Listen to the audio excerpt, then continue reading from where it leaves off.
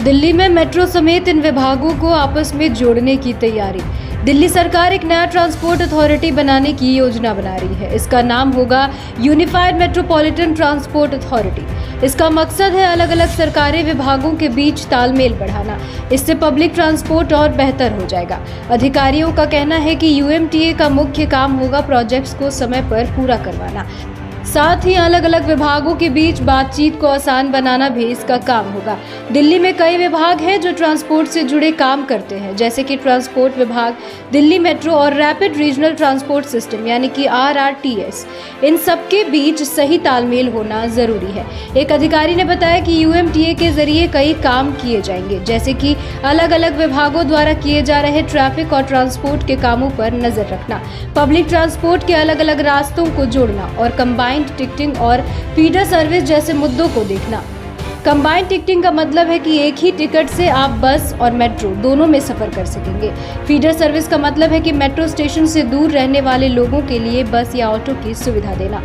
अधिकारियों का कहना है कि सरकार ने यूएमटीए बनाने का फैसला कर लिया है। पहले इसे कैबिनेट के सामने पेश किया जाना था, लेकिन बाद में लगा कि बिना कैबिनेट की मंजूरी के भी इसे बनाया जा सकता है। ट्रांसपोर्ट विभाग इस योजना पर काम कर रहा है। कुछ और विभाग भी हैं जो इससे जुड़े हुए हैं, जैसे कि Delhi pollution control board, traffic police, finance विभाग और अर्बन डेवलपमेंट विभाग।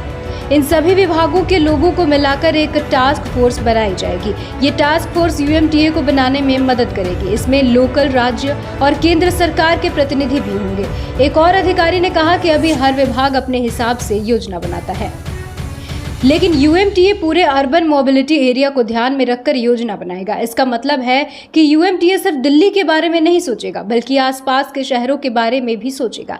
ये ट्रांसपोर्ट विभागों के बीच टकराव को कम करेगा। इसका मुख्य उद्देश्य है बस, ट्रेन और मेट्रो जैसे अलग अलग साधनों को जोड़ना। इससे लोगों के लिए यात्रा करना आसान और सुविधाजनक हो जाएगा।